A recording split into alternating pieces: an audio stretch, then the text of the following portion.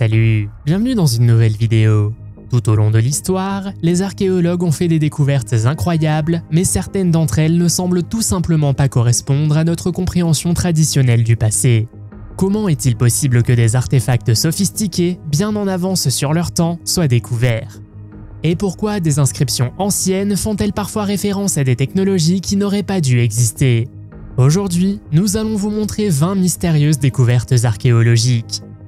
Vous êtes nouveau sur la chaîne? N'hésitez pas à vous abonner, à cliquer sur la cloche pour activer les notifications et à laisser un pouce vers le haut pour nous soutenir. Numéro 20. La stèle des vautours est un ancien monument en calcaire de Mésopotamie, construit entre 2600 et 2350 avant Jésus-Christ. Il commémore la victoire militaire de la cité-État de Lagash sur sa rivale, Houma. Le monument présente une série de scènes de bataille et religieuses avec des représentations de vautours en évidence, d'où son nom.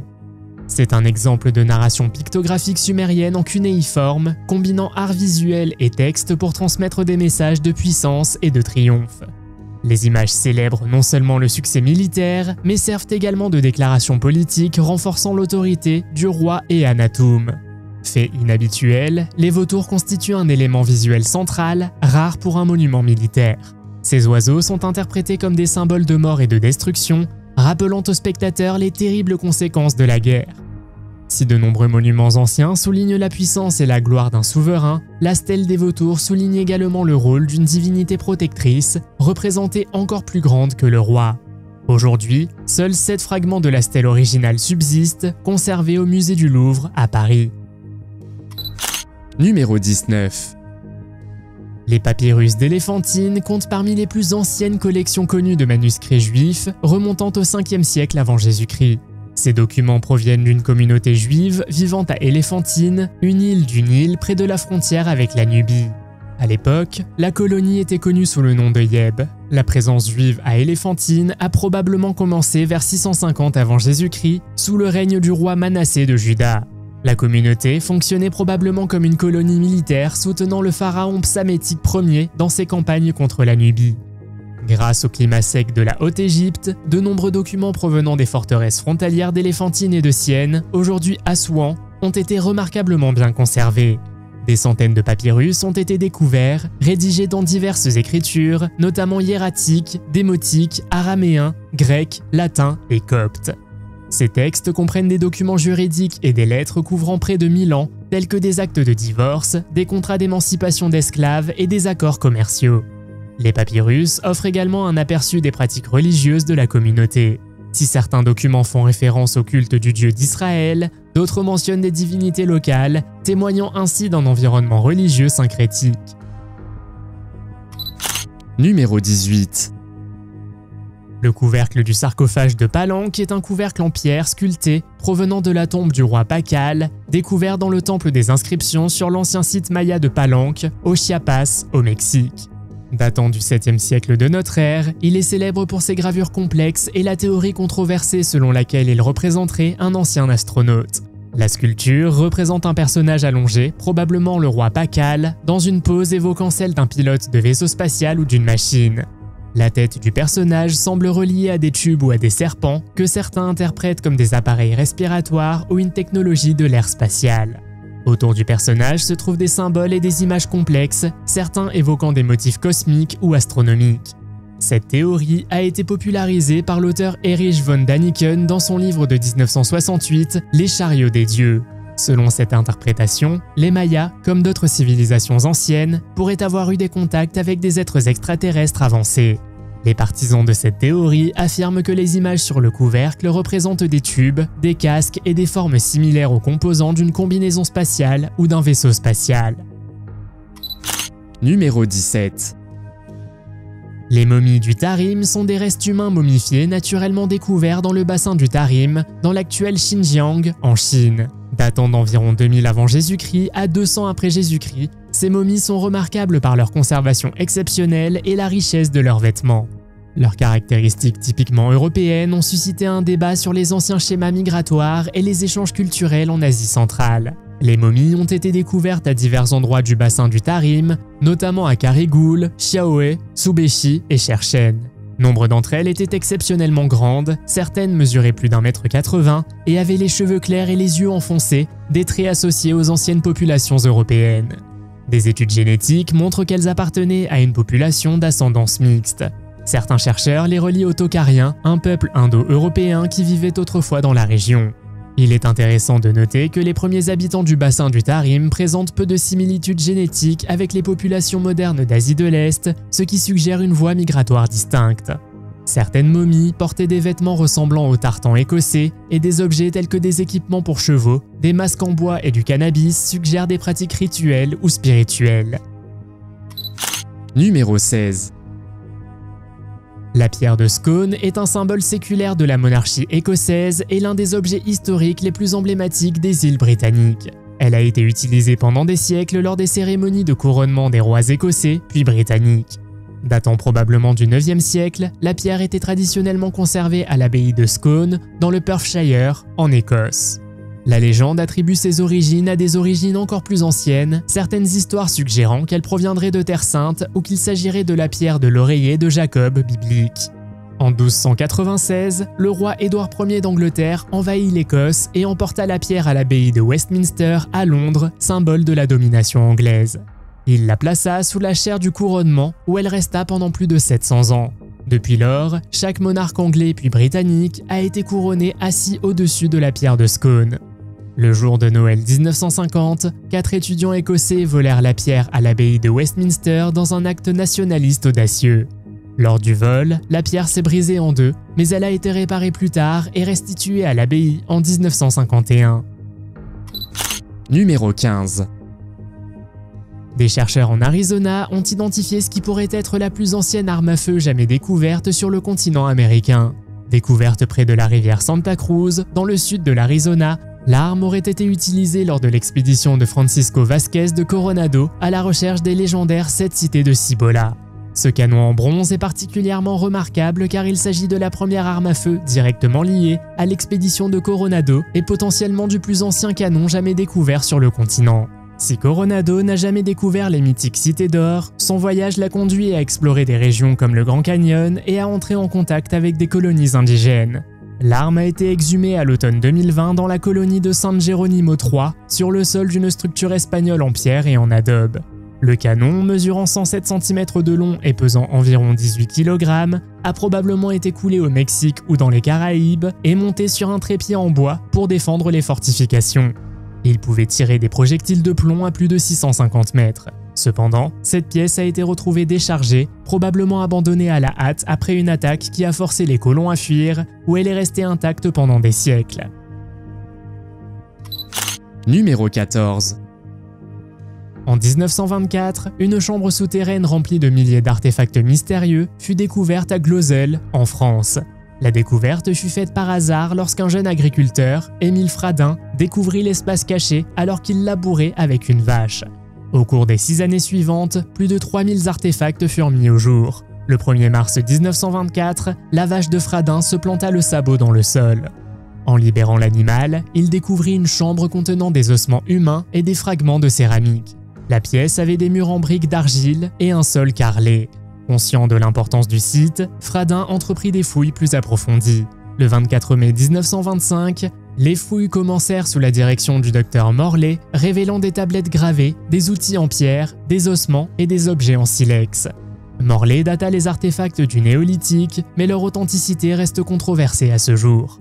Malgré des études approfondies, il n'est toujours pas clair si les artefacts de Glozell sont véritablement anciens ou s'ils sont les créations astucieuses d'un faussaire.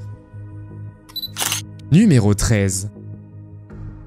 La momie des montagnes de San Pedro, souvent appelée Pedro, est une petite figure humanoïde momifiée découverte en octobre 1932 dans les montagnes de San Pedro, dans le Wyoming.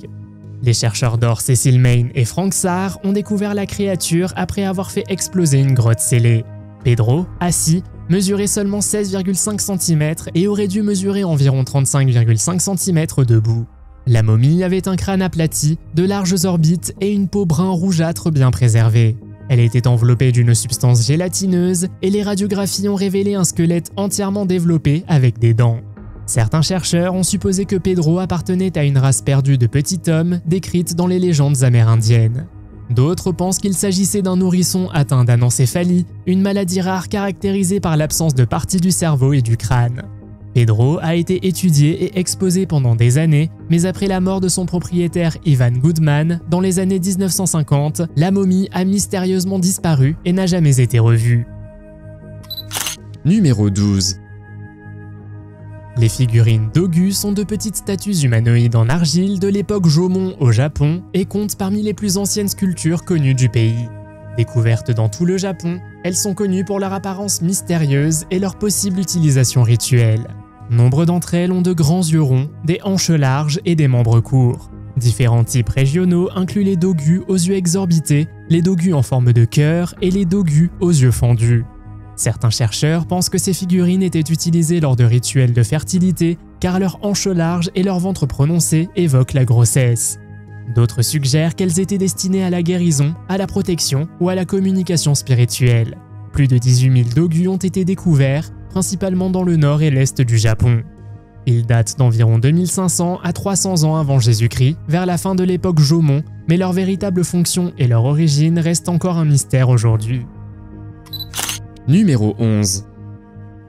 L'essentiel de cette collection d'objets liés aux fées a été rassemblé entre 1847 et 1902 par le riche explorateur Sir Bertram Eldridge Cholmondeley.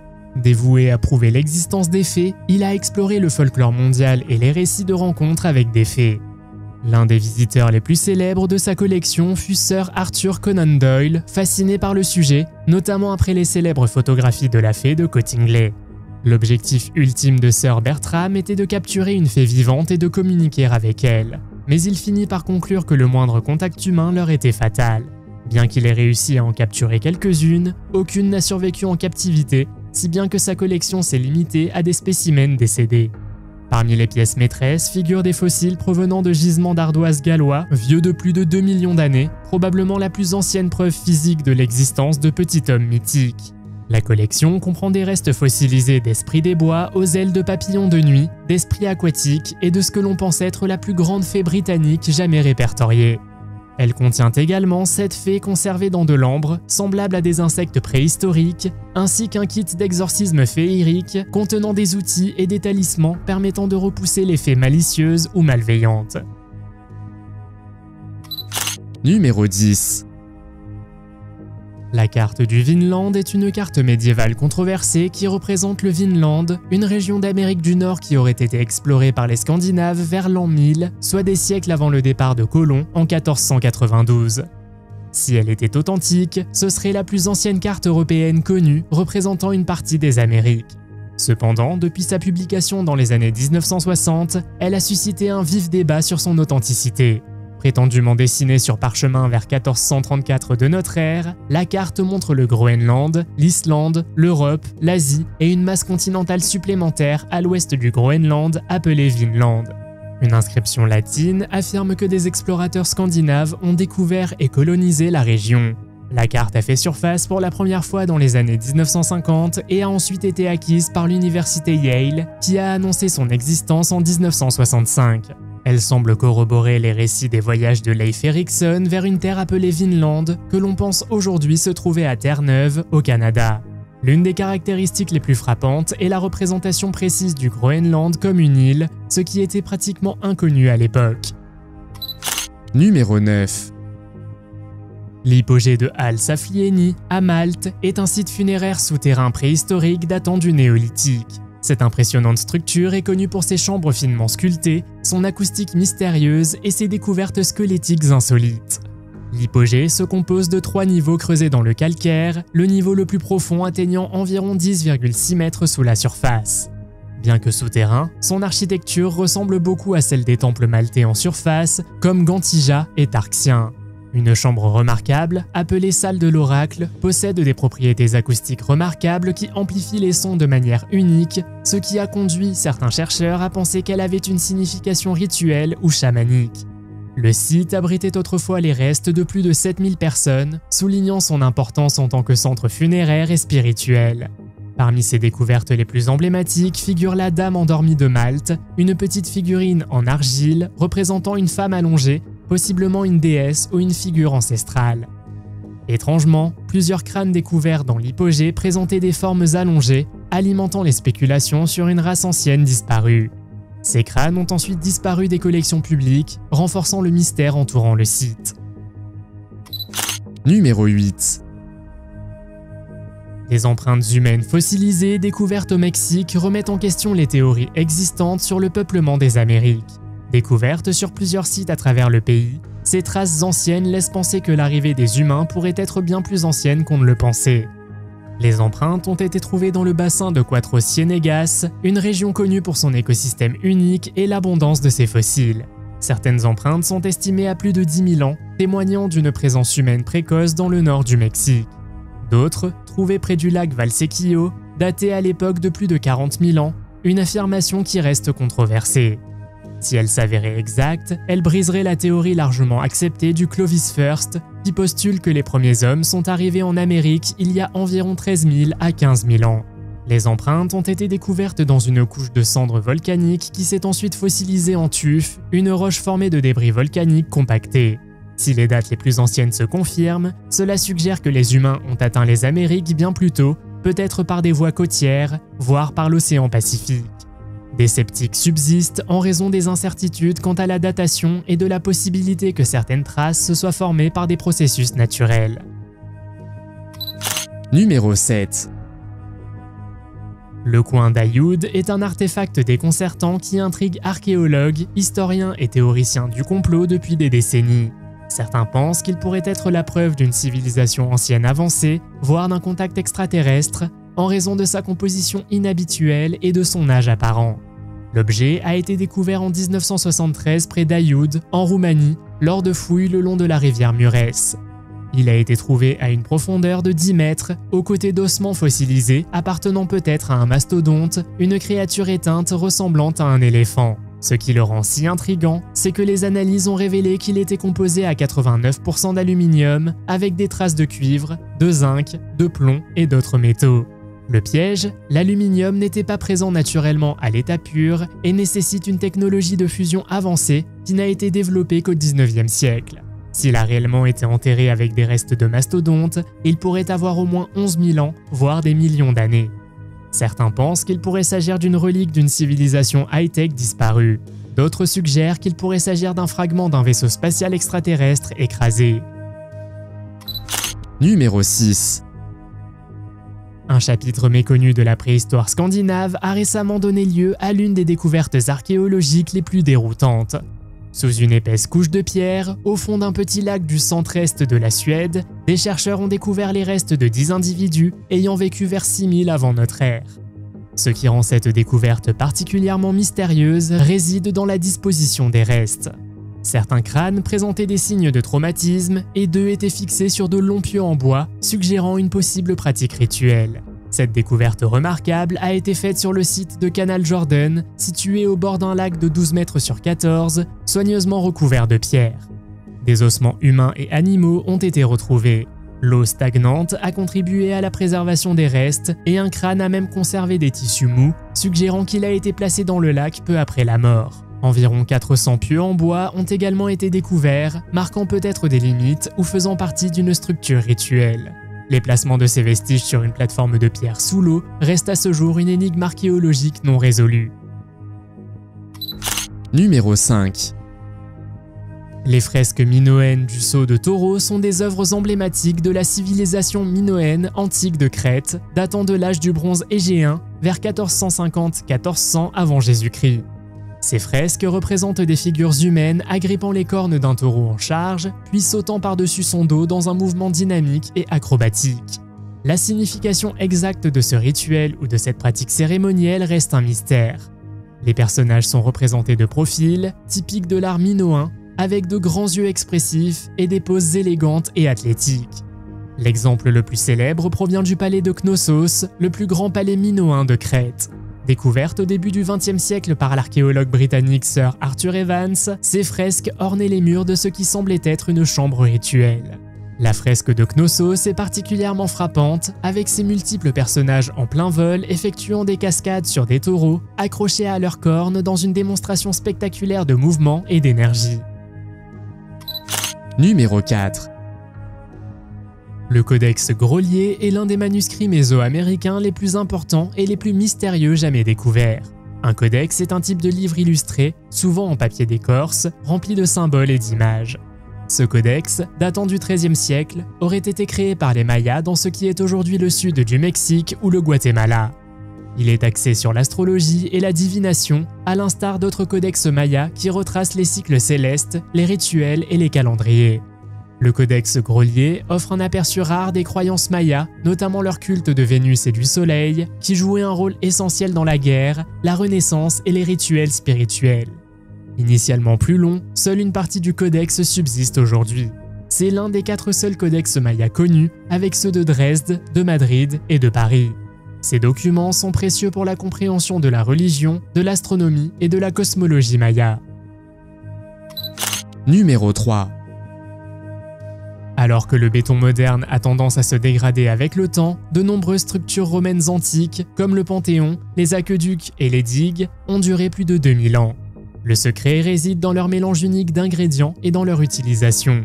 Connu sous le nom d'opus caementitium, le béton romain était fabriqué à partir de cendres volcaniques, de chaux et d'eau de mer. Cette combinaison créait une réaction chimique rare qui rendait le matériau incroyablement durable. Plus impressionnant encore, le béton romain pouvait prendre sous l'eau. Les cendres volcaniques réagissent avec la chaux pour produire un minéral rare qui prévient les fissures et se renforce au fil du temps, notamment lorsqu'il est exposé à l'eau de mer. En fait, le béton romain possède des propriétés autoréparatrices. Lorsque des fissures se forment, les minéraux réagissent avec l'eau et contribuent à combler les vides, renforçant ainsi la structure. Ce n'est que récemment que les scientifiques modernes ont commencé à comprendre l'ingéniosité de cette technologie ancienne, suscitant l'intérêt pour son application à la construction future. Numéro 2. Dans la cour d'une mosquée historique près du complexe Qutb Minar, dans le nord de l'Inde, se dresse un extraordinaire pilier de fer datant d'environ 400 après Jésus-Christ. Ce qui le rend si fascinant, c'est qu'il n'a pas rouillé malgré ses plus de 1600 ans. Ce pilier de 6 tonnes a été forgé pendant la période Gupta, dans le centre de l'Inde, et se trouve à son emplacement actuel à Delhi depuis plus de 700 ans. Bien que le climat de Delhi ne soit pas particulièrement corrosif, il n'explique pas totalement comment le pilier est resté en si bon état. Une inscription sur le pilier commémore une victoire du roi Chandra au IVe siècle après Jésus-Christ. Certains dommages en surface auraient été causés par un coup de canon. En bref, les métallurgistes indiens de l'Antiquité ont réussi à mettre au point une méthode de fabrication de fer résistant à la corrosion. Numéro 1. À la fin du 19e siècle, une vaste collection d'artefacts, aujourd'hui connue sous le nom de reliques du Michigan, a été découverte dans d'anciens tumulus funéraires à travers l'État du Michigan. Entre 3000 et 9000 artefacts ont été mis au jour, dont beaucoup portaient des inscriptions ressemblant à de l'écriture cunéiforme antique. Les reliques du Michigan sont particulièrement étranges par leur représentation de scènes et de personnages bibliques célèbres, notamment l'arche de Noé, la tour de Babel et la crucifixion. Fabriquées à partir de matériaux comme l'argile, l'ardoise, le cuivre et la pierre, les reliques combinent souvent plusieurs langues anciennes dans leurs gravures. L'une des découvertes les plus curieuses était une coupe en argile portant d'étranges symboles semblables à des hiéroglyphes égyptiens. D'autres tablettes montraient des divinités païennes vénérées aux côtés de personnages bibliques. Certaines inscriptions étaient écrites en boustrophédon, une écriture ancienne que l'on retrouve en hébreu et en arabe. Une tablette de calendrier affichait même des données astronomiques faisant référence à une éclipse solaire enregistrée en 342 après Jésus-Christ, supposément visible sur le site où la relique a été trouvée. Avez-vous déjà découvert quelque chose de mystérieux ou d'archéologique et si oui, qu'avez-vous trouvé? Faites-le moi savoir dans les commentaires. Si vous avez aimé cette vidéo, mettez un pouce en l'air. Si vous voulez voir d'autres vidéos que nous avons réalisées, cliquez sur l'une d'entre elles à l'écran ou jetez un coup d'œil à la chaîne. Merci d'avoir regardé et à la prochaine.